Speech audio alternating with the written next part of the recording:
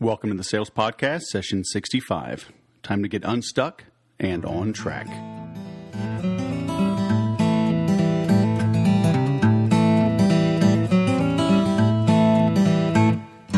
Welcome to the 65th edition of the Sales Podcast. I'm Wes Schaefer, the Sales Whisperer, your host. Today's guest is Mike Searls. He's a friend of mine I've gotten to know over the years, primarily through our work with Infusionsoft and the Glazer Kennedy Insider Circle. He's an IBA, an independent business advisor up in the Denver, Colorado area.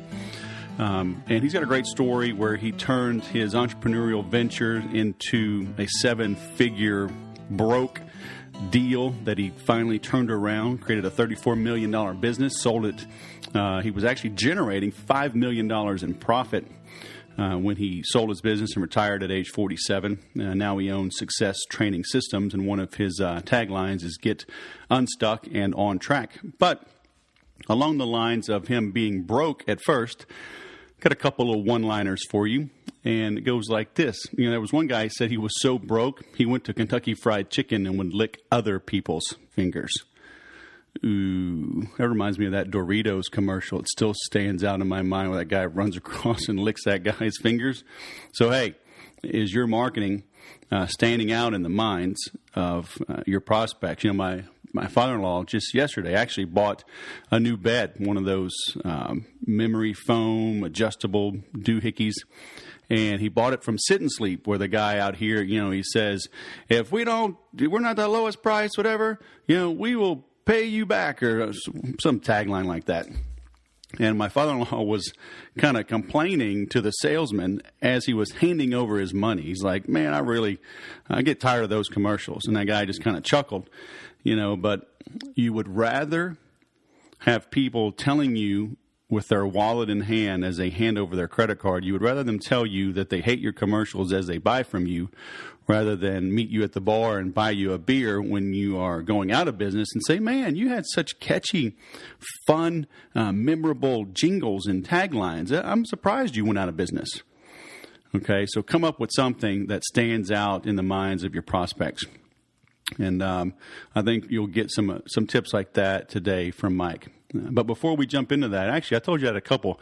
Here's a second one. This kind of ties into Mike as well. But the guy said he was so broke, his bank asked for their calendar back. So all of us can probably relate to that at some point in our entrepreneurial lives. Being in debt, owing others money, maybe family and friends. It is no fun. It's a great way to lose sleep. And Mike gets into that today. But before we jump into that, let's start out with the Sales Podcast Creed, which is, today is my day. I work diligently towards my goals, which are bigger than me. I bite off more than I can chew, because only then will I truly know my current limits, and surpassing them becomes my new goal for today. Through education, accountability partners, and bold, decisive action, today will be better than yesterday, and tomorrow will be better yet. I'm ready to produce. Now, here's Mike Searls. Mike Searls, Success Training Systems, toy manufacturing guru, boxing franchise guru, I don't know, overall guru. Welcome to the show. How are you? I'm doing great. Thanks for having me. So you and I met back, 2010 at InfusionCon, back when it was still called InfusionCon in Scottsdale? Yep, back in Phoenix. Yeah. Oh, is it Scottsdale? Yeah, it's a beautiful place. Yes. Yeah, nice little resorts. But for those that don't know you, would you mind giving everyone a quick thumbnail sketch of all of the things of Mike Searls? Yeah. So, all right, go back to how I was raised and all. I was a farm kid, Wichita, Kansas. All my family, they were all farmers and all. And I decided I did not want to be a farmer. So I sought out to go into business. And I always like to start with my one of my biggest failures. I got a degree in real estate and real estate economics from Wichita State University. I wanted to be the next Donald Trump. So nice. Got my real estate license. And first thing they did is I got hired by this real estate company. They took us out to a neighborhood in a minivan, or a panel van back in those days, and dumped us off and said, go knock on doors and and sell yourself. So for a week, I hid behind bushes and ducked in between houses, Finally, I got the guts up to go to the front door of one of the houses. I knocked on the door.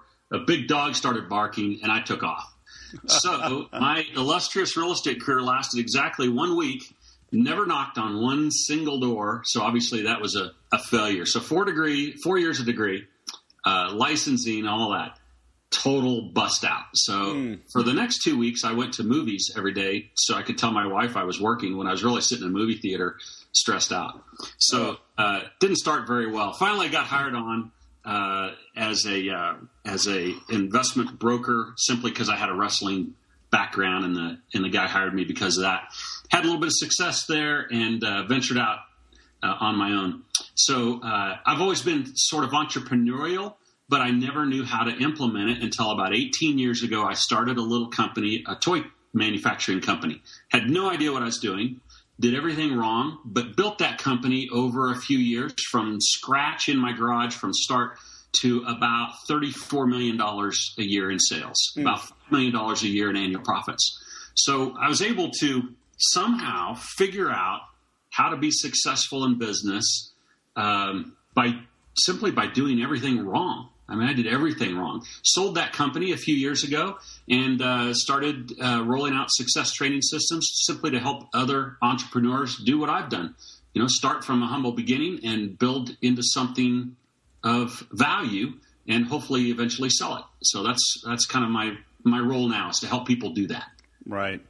Well, that's not really what you did, right? Because didn't you try to retire and then you got bored? Yeah, 7 years ago, so I was 47 years old. And, I did what everybody says you're supposed to do. You're supposed to build a company, sell it, and go lay on the beach, right? So we did that, and that was my goal. So I'm 47 years old. I'm driving my wife nuts. We've been married 34 years now, so I could say all this. But, I'd get up in the morning, and she'd say, well, what are you going to do today? I'm like, I don't know. I don't know what I'm going to do today. You want to go to lunch? She goes, look, I married you for better or for worse, but not for lunch. Leave me alone. Do your own thing. So I wish I'd have married your wife's sister, but oh well, Shannon loves breakfast, lunch, dinner. I mean, she can make great reservations. There you go. So after about a year and a half, 2 years of doing nothing, I'm on the golf course, and I'm 47, 48 years old at the time, and everybody around me was in their 60s and 70s complaining about their wives at home. And I thought, this is not what I want to do. So my wife sent me over to a boxing gym to buy her a pink pair of boxing gloves. And long story short, I ended up buying that gym. I thought he'd give me something to do. And then bought another one, and then built another one, and built another one. Now we're part of 120 gyms around the country. So that got me back into business. And then I really had a passion for the consulting and coaching business. So that's where I spend my time, is helping other entrepreneurs do that. But I have my own businesses I run as well, so I can relate to entrepreneurs. Right. Was it the Remington guy? Says, I like the razor so much, I bought the company. It's about like that. I went in there, and it's kind of funny. I bought these pink boxing gloves for my wife, and the gym was dirty, and there was a guy sleeping on the boxing ring. There was another guy on a couch with his girlfriend sitting there with his arm around her. And I'm like, this gym is going out of business. Right. And I told my wife that. She goes, actually, I think they do really well, and I think it's for sale. Oh. So I checked it out and found out, sure enough, they were making money. And I thought, anybody with any sense at all could make even more money with this and make this into something bigger. So that's where the idea came from, and never looked back since. So that's been 6 years ago. We started our first gym. So we now have 40 employees running those gyms, and then I'm back into the toy business, building another toy company again, and I have my consulting business. I just love business. I love being active. I love stuff going on, and I love the outlet of helping other entrepreneurs do the same thing. I like all aspects of it. All right, so you like stuff going on. I'm writing a blog post right now, and I heard this on Sunday at church. Our priest did this in his homilies, and I'd never heard this before. He said, busy stands for being under Satan's yoke. And I was like, hey, wow, that's pretty good, because everybody's busy, right? So how do you juggle, right? How do you stay active, and productive, but not quote unquote busy? You know what I mean? Because I equate busy with unproductive, just, running around. Okay, so you ever heard the saying, if you really want something done, give it to the busiest person? I'm like that. So if you ask me to do something, it's going to happen. It's going to get done. Right. Yet I've got more going on in my life than most people that I'm around. I have friends that, they can't seem to just get their lawn mowed every day. Yet they're busy running. Right. And, it's the old adage, you have friends that, I just don't have time. Hey, man, let's go to dinner. I don't have time. You know what? The truth is I'm busy and I got a lot going on, but I got time for everything. We take nice vacations. I have raised 4 kids. Hey, I've been married 34 years. That's no accident. Mm-hmm. And my wife stuck with me through all that. You got to take care of what's at home or you're not going to have it. So 4 kids, a wife, I have a grandchild now, brand new. I spend a lot of time with her. I have structured my life in a way that I got a lot going on. And yeah, I'm busy, but everybody's busy. But I feel like I'm productive. And I think that's the key. I've never met anybody that's not busy. Right. And so everybody's busy, but are they really productive getting things done? And so I've always believed in, the old thing, work on your business, not in your business. I believe that, but I think the trick is you got to know what to work on in your business, not just working on your business, but working on the right things. And so I stay busy, but I try every day to focus on what are the big rocks? What are the big things that have to happen? And then I delegate all the menial tasks to minions around the world because that's the way it's supposed to work. Minions. Love it. Love it. Love having minions. So I don't mean that in a bad way. I mean that in a good way. Sure. But how does somebody start with that, right? Do most entrepreneurs just have to kind of hit the wall? And say, okay, I give up. Now let's really focus on what's important. Do they? I just see it. Because you and me to a lesser degree, but we're an anomaly, right? I've been married almost 19 years, 7 kids, working from home. My wife has always stayed home, but I see all these people. I don't know. Most of these quote unquote success stories you see, most of them went through some type of trauma. Drug abuse, alcoholism, foreclosure, bankruptcy, divorce, multiple divorces, got sued, yada, yada. And finally they got clarity. Okay. And so, kudos for them for finally getting there. But how can somebody get clarity before disaster strikes and forces it upon themselves? I don't know. I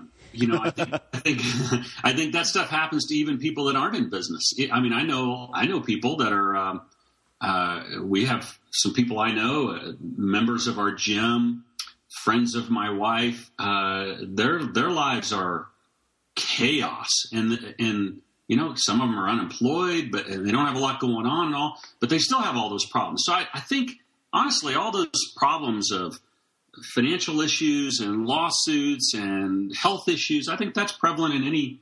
I think we use it as an excuse as entrepreneurs sometimes. The woe is me, I've got all these challenges. Hey, everybody's got challenges. I know people that come into the gym. We have a little girl that comes into our gym. She's blind. She's never been able to see in her life. She's coming into the gym working out. I got to tell you, I got a lot of people that tell me they don't have time to work out. Well, okay, we all have our challenges. You pick and choose and you determine, what you want to deal with. But the challenges are never going to go away. And they just may have different zeros after them. But the challenges are always there. But you're right. It oftentimes takes a crisis to make permanent change. Your first question was, how do you do it if you're just starting out? Sometimes you got to do it all yourself. But the strategy in my mind is, you do it yourself. But as soon as you have it down to a little system, as soon as you can, you delegate that chunk off. Right. And then you start doing more. When I built my company from 0 to 34 million, it didn't start with a team of 16 people. It started with me. It was me. My wife would laugh because the phone would ring. I had a little desk set up beside my bed. The phone would ring in the morning. I would roll out of bed in my underwear and answer the telephone. Mm-hmm. That was the beginnings of my company that I grew to $34 million. Sure. It was just me. But I somehow was smart enough to figure things out and then delegate it, and then figure something else out, delegate that. And over time, eventually it built into something substantial. But it didn't start that way. It started with a phone next to the bed. So did you delegate consciously, right? Like were you doing it on purpose, or were you just getting overwhelmed? You're like, okay, I need somebody to do this, or were you like really strategic, saying, oh, okay, right now I need a bookkeeper. Let me, interview bookkeepers and, bring them on slowly and strategically, or just like, oh crap, I'm overwhelmed. Somebody pick up something off of my plate and let's keep going. Yeah, I hate to say this. I shouldn't admit this if I'm supposed to be some expert at all this, but I'm reactionary. Right. I wait until I have a wall and then I deal with it. Every time, okay, so there's something called reacting to a need, and there's another called front loading it. And I tried front loading my business. Front loading meaning hiring ahead of the curve. Front loading meaning getting a bigger office space than I really needed. Front loading meaning hiring more staff than I really needed, thinking I was going to grow into them. And I will tell you that those were some of the worst decisions of my entire life, was front loading that business. Mm-hmm. That it created a really bad situation that almost cost me everything. We almost lost it all several times in the growth process because a couple of times I got ahead of myself, and that wasn't healthy. So I actually prefer a reactionary environment where you react to the marketplace, and that means there's always going to be a little bit of chaos going on. Right. To me, that's a sign of efficiency. If there's a little bit of, oh my gosh, how are we going to get all this done? I kind of like to see that in a company. I don't like seeing a company where everybody's sitting at a boardroom leaning back, thinking about the day. The companies that I see are successful, they're running hard every day, trying to outrun the alligators. And that's a sign of health in a growing company, in my mind. Well, people underestimate how fast alligators can run. That is true. And growing up in Louisiana, I can tell you. You throw rocks as far as you can because they will get to you quicker than you think. Woo, that's time for another story. I'm glad you said that because, like, when I first hired, I hired a VA in the Philippines years ago. Still work with her, but it was only 2 years ago that I hired a local assistant, and I was still working in corporate America with some friends of mine in a technology company. I'd been in and out of technology for a decade. And was helping them out on the West Coast, and I had 2 computers and 2 cell phones, and Sales Whisperer was exploding, and I told those guys I would stick around another 8 months, and I just, on a referral from a friend, I'm like, I need somebody to just pick up something. And like, I literally she would come to my house, and I didn't have time to talk to her. She would come for about 5 to 6 hours while the kids were at school. And I just told her, just sit here in my office, look over my shoulder, and tell me what you can pick up. And after 2 weeks of literally doing that, she was like, okay, she can do this or this. And then slowly I could start to breathe. And then, so by the time I made my transition on my own, 100% full time, she was up to speed. But I love how you're talking about that being reactionary, because I see all these organizations like SCORE and the SBA. I think they all mean well, but it's like, let's create this business plan, and, it's going to take maybe a year, and it'll be a 50-page business plan. You're going to go try to raise money, and like, what? Really? Business plans are designed for banks and lenders. That's what they're really designed for. But anybody that has been in the gig long enough understands that all of your best laid plans are thrown out the window pretty quickly. Mm-hmm. And if you stick to your business plan, that means you're not listening to the marketplace. So I like to have a business plan. And my goal is for my business plan to fit on a napkin. I'm a big napkin guy. Right.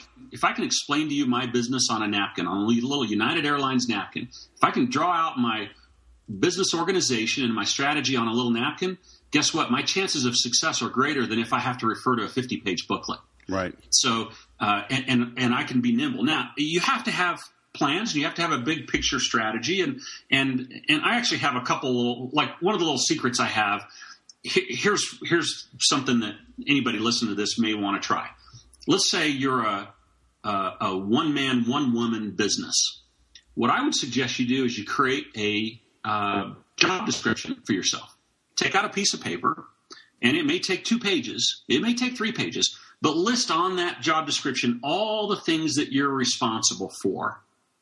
in that job description. Because right now you're the president, the CEO, the head of sales, you're the janitor, you're everybody. So you write on there, all right, I'm taking care of accounts receivable, I'm taking care of sales, I'm taking care of marketing, I'm taking care of legal, I'm taking care of tax, et cetera, et cetera. So you write down all those things that you're responsible for. Your goal then, as you build your company, is to delegate off chunks of that to someone else. So you may start with just yourself, and after a few months, you might say, I'm ready to hire a bookkeeper. So guess what? You take out another piece of paper and you write the job description for the bookkeeper. What is his or her job description? All right, their job description is maintaining QuickBooks, doing my quarterly tax filings, doing my annual taxes, and maybe if I have a couple people, they do payroll. So now you take them off your list and put them on their list. And now only one person is responsible for those tasks. But guess what? Your business now is comprised of two job descriptions, yours and theirs. Now you want to bring on a sales manager. Guess what? You start moving things to that job description. And your job in life, your goal in life as you build your company, I did over mine over a 12, 15-year period, is to take things off my list and put them on somebody else's. And delegating responsibilities. And so the truth is, when I started my company, my list was 3-4 pages long of everything I was responsible for. At the end, right before I sold my $34 million company, my list was very short, and I was working an average of about 4 hours a day. And I had the fewest responsibilities with a bigger company than I had with a smaller company. And so as you grow, it is actually much easier. It's easier on you. It's easier on your business if you grow it in that fashion. And so what you can do is you can even lay out, okay, 3 years from now, I want to have 6 people, but what are the job descriptions, right? And no 2 people have the same job description. And so as you build, right now we have 38, 39 employees. Every one of those employees has a different job description. And guess what? They're not on my list. They're not on my list. Only 4 of those people report to me. And so it's so much easier to get stuff done as you do that. But at the beginning stages, it's all you. It's all you and a piece of paper. Yep. Amen. Well, what made you jump into the toy business? I mean, you go from real estate to toys, working from your garage. I mean, a complete accident. If you asked me 20 years ago what I'd be doing today, I would never tell you that the things I'm doing today are what I'd be doing. And I will tell you that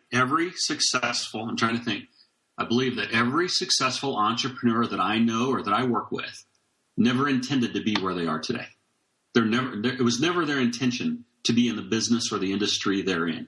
I have guys in construction. I have guys in legal. I have one that makes dog supplies. We have another company that makes sporting goods. We have doctors and lawyers and such. None of them ever planned to do that. It just happened. And it was kind of the same for me. My 4 kids were terrible with money. And when they were real little, and I created this little box to help them separate their savings from their allowance, right? And somebody saw it and said, that's a cool toy. And I decided, I should try to make this. And talked to my next door neighbor who was in manufacturing. He said, I could help you with it. And before long, we got the itch and started designing this little product and decided to get it out into the marketplace and failed all over ourselves.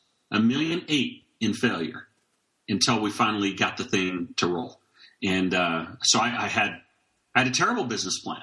And it wasn't until I threw that plan out and restarted that I realized how bad that plan was. But once we got it nailed, we took the company and started to run with it totally by accident, completely by accident.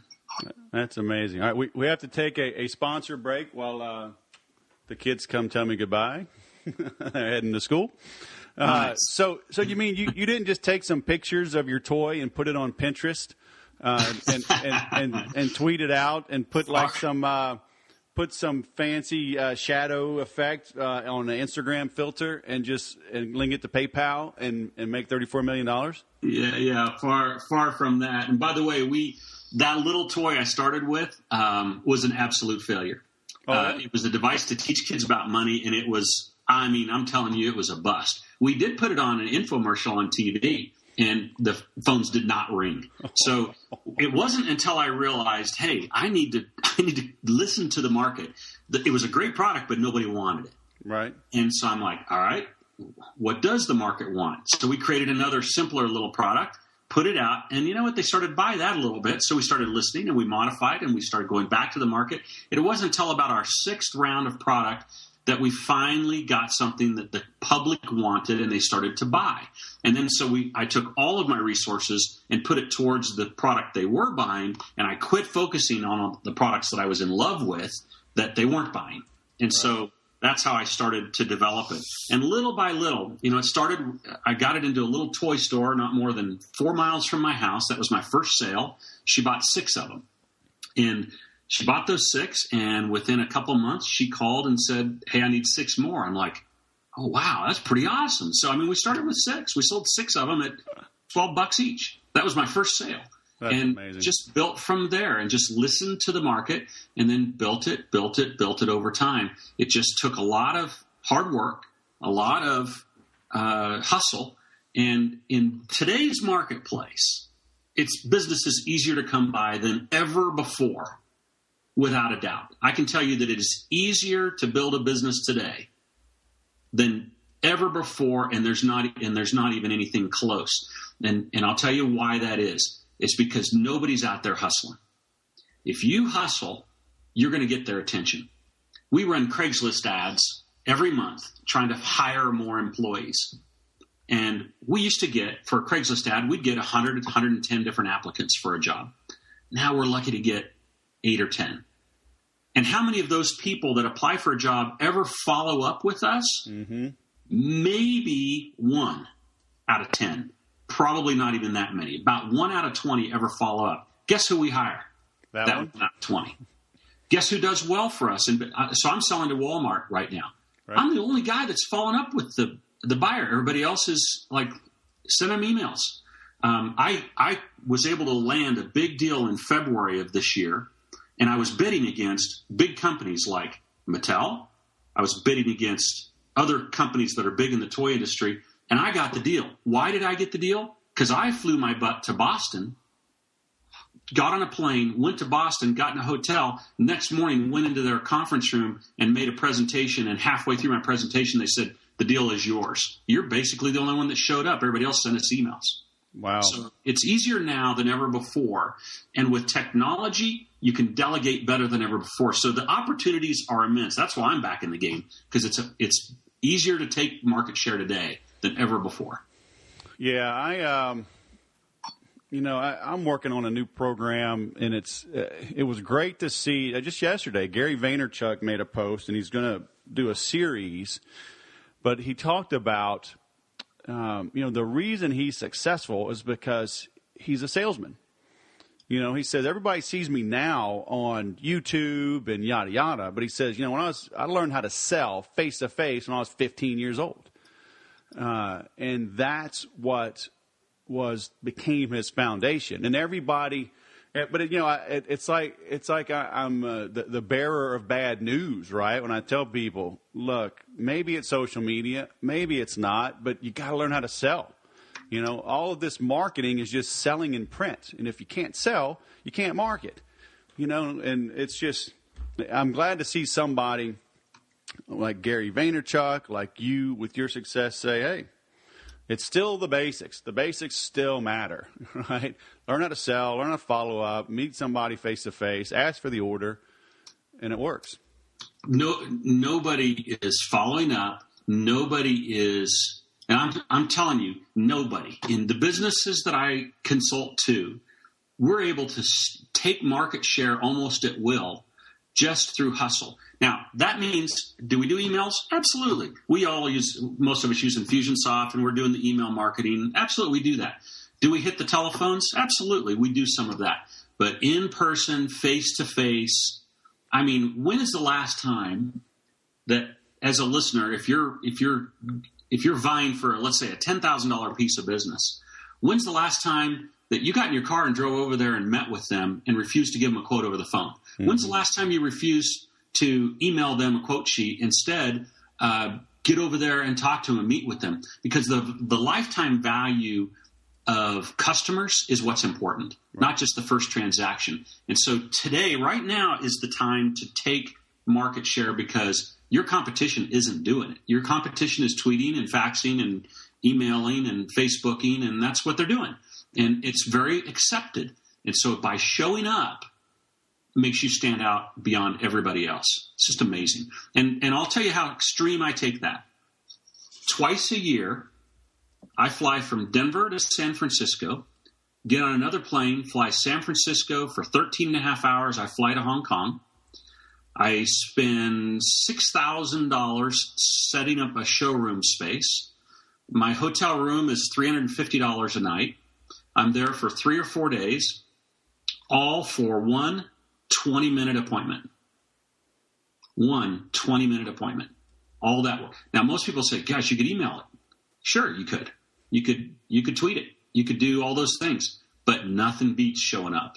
And I get 100% of those deals I do that way. And, they're big deals. But same thing with Boston. I mean, just show up. So in your business, whatever it is you do, it doesn't really matter what you do. If you can find a way to show up and not just email them, your business, you can take market share at will.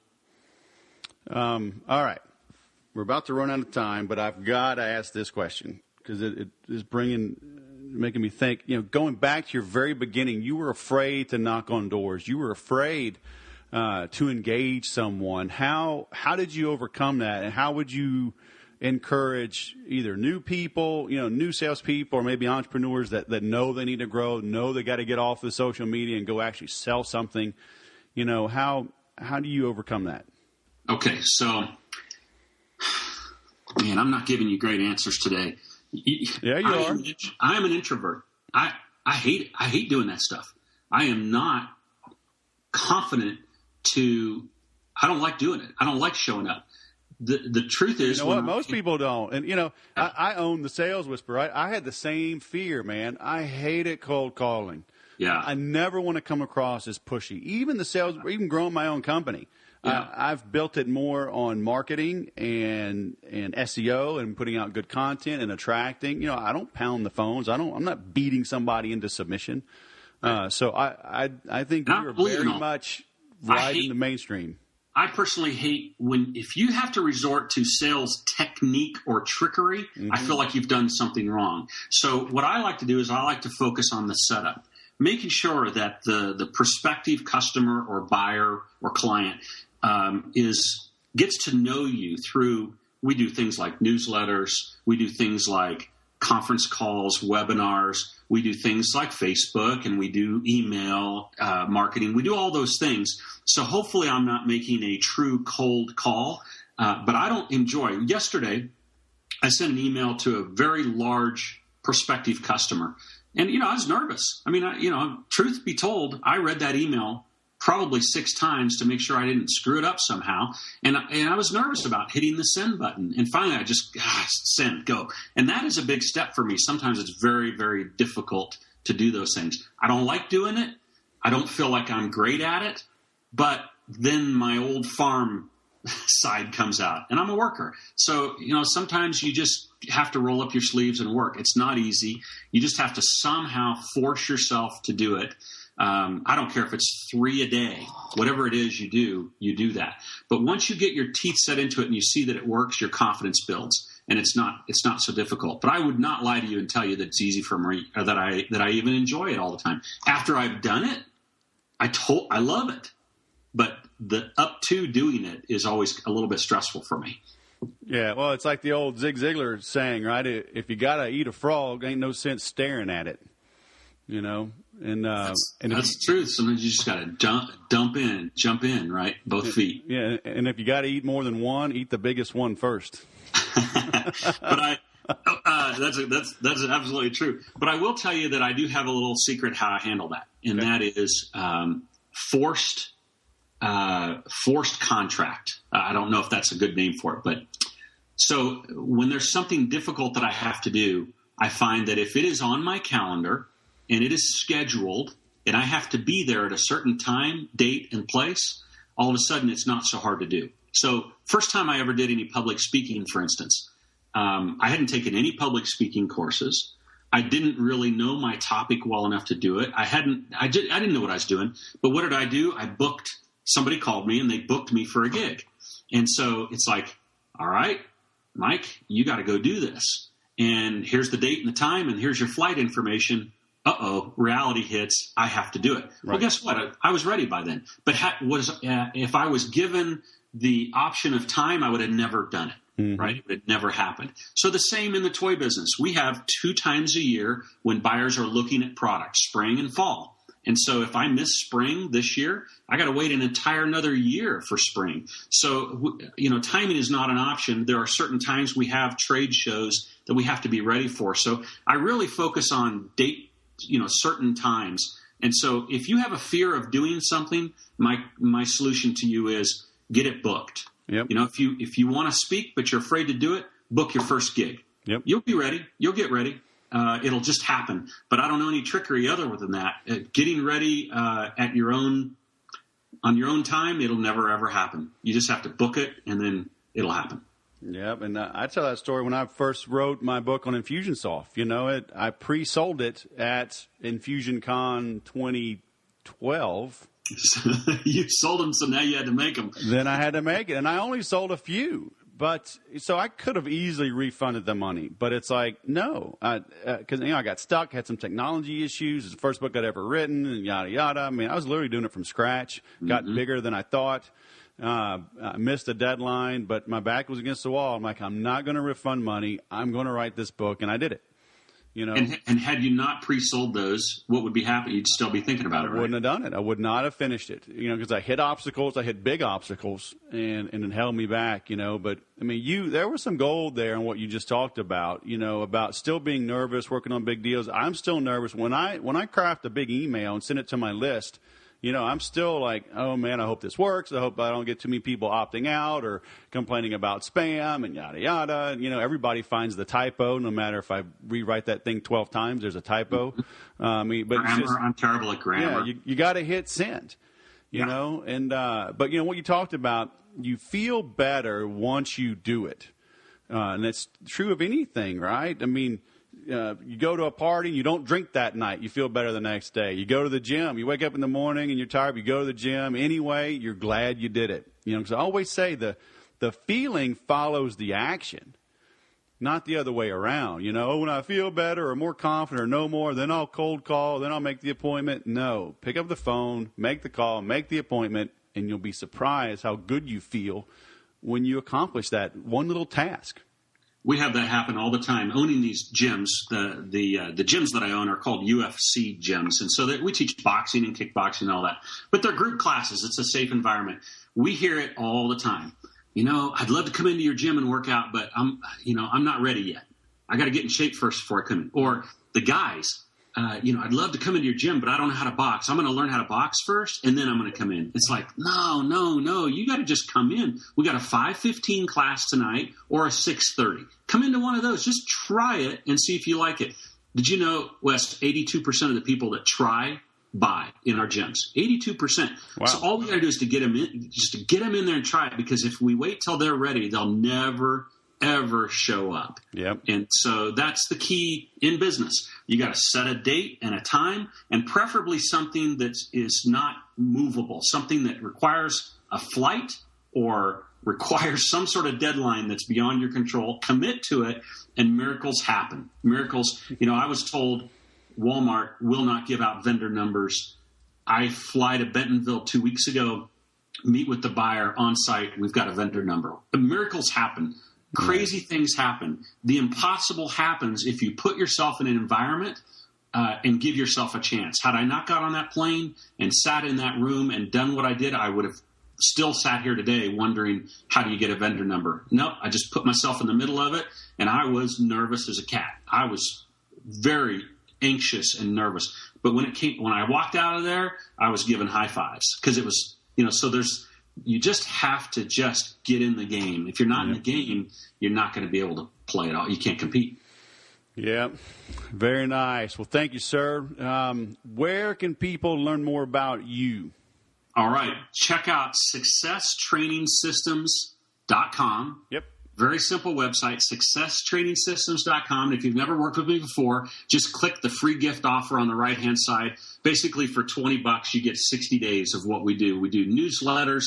I put out a 30-page newsletter every month, which I just write about what's happening in my life and in my clients' lives. We talk about challenges. It's open book, man. It is.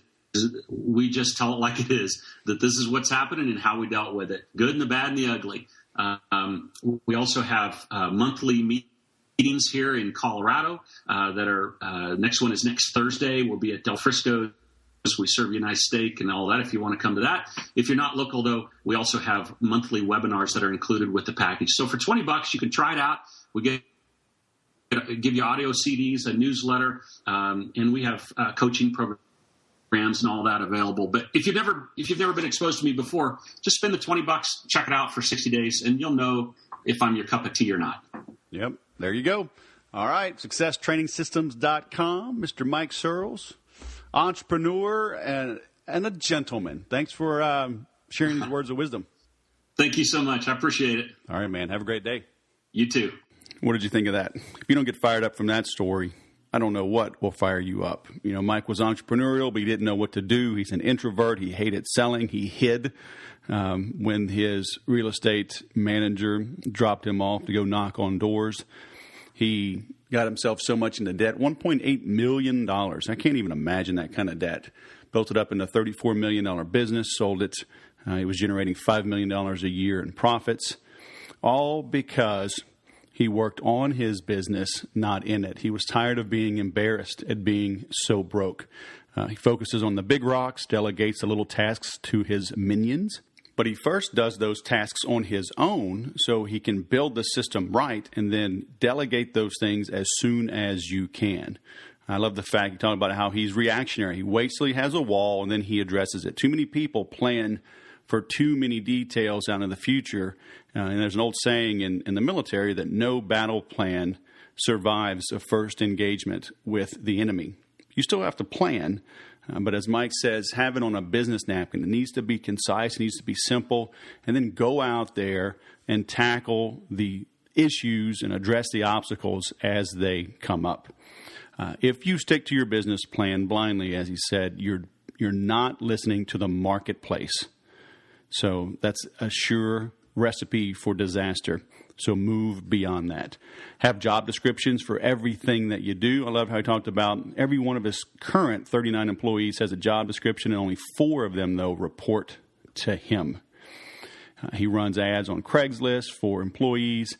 Like he said, used to get 110. Now he gets 8 to 10. So just showing up today, showing up and doing the simple things, following up, saying hello, meeting and visiting with your prospects and clients, understanding the lifetime value of a client makes today the best time ever to build a business, according to Mike. And you know what? I agree. Even introverts like Mike can build a great business. Maybe introverts can build a business even easier because you're willing to think through things, plan things out, but you still have to take action.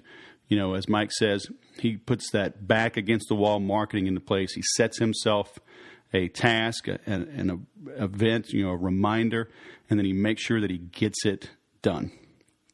So make sure as you listen to this, you get some things done. Visit his website, visit my website. If you like this podcast, please visit thesaleswhisperer.com/love and show a little love through a little click to tweet right there. If you want to grow your sales, as Mike stressed in his interview, visit 30daysalesgrowth.com, enter the word podcast, and get $30 off that program. And as always, I thank you for listening.